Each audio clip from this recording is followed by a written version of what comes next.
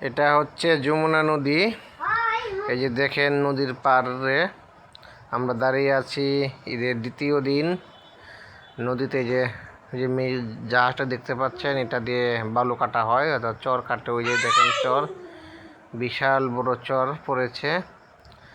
ওই পাড়ের লোকজন যায়, তাদের কৃষিকাজ করে, ধান, পাট, গম, ভুট্টা, বাদাম এগুলো চাষ করে নিয়ে আসে। আকাশ মেঘলা। এই যে দেখেন নদীর পাড়ে পাইলিং করা হয়েছে, বর্ষাকালে নদী আর না ভাঙে। দেখেন কি সুন্দর করে একটা পাইলিং করে দেওয়া হয়েছে, যার ফলে নদী এই যে এখন পানি বাড়তেছে, এখন সেটা ভাঙবে না। এই যে দেখেন নদীর তীরে মানুষের বসতি। মানুষ দেখেন নদীতে পানি আসতেছে।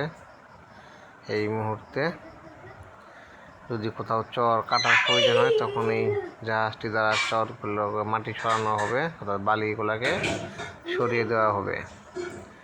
এই যে দেখেন মানুষ এই যে দ্বিতীয় দিনের কাজে ব্যস্ত, গোখাদ্যের জন্য রোদে শুকাচ্ছে। এগুলা সব ধানের খের। কত সুন্দর পরিবেশ, কিন্তু বাসাজে যে আকাশ মেঘলা, যখন তখন বৃষ্টি নেমে আসতে পারে।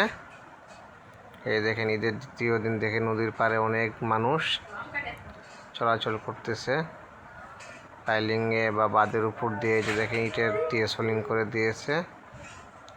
এই যে দেখেন কি সুন্দর পরিবেশ, ঠান্ডা বাতাস বইছে।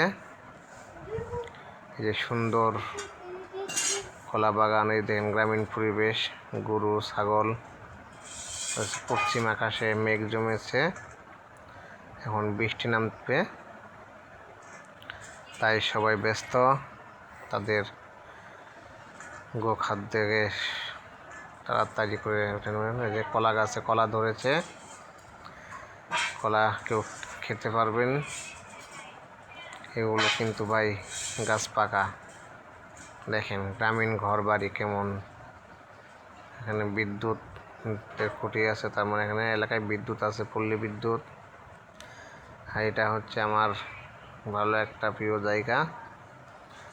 যখন মন খারাপ থাকবে বিকেলবেলা চলে আসতে পারেন নদীর ধারে। এগুলা সব বালুতে যে আখ চাষ করা হয়েছে, এগুলা দিয়ে চিনি উৎপাদন করা হবে। দেখেন কি সুন্দর রাস্তা, ইট সোলিং করে দেওয়া হয়েছে। এগুলা সব আখ বা ইক্ষু বা কুশের, যেটাই বলেন না কেন, এগুলো দ্বারা কিন্তু চিনি উৎপাদন করা হবে। এগুলো যখন বড় হবে, সামনে চৈত্র মাস আসলে, তখন মাঘ মাস চৈত্র মাসে কেটে কেটে মিলে দেওয়া হয়। দেখেন নদীর পরিবেশটা অনেক শান্ত লাগতেছে, কিন্তু বাতাস, ঠান্ডা বাতাস বইছে। যে কালো মেঘ করতেছে, বৃষ্টি আসতে পারে। এই যে দেখেন বাড়ির উঠানে কি সুন্দর ফুল।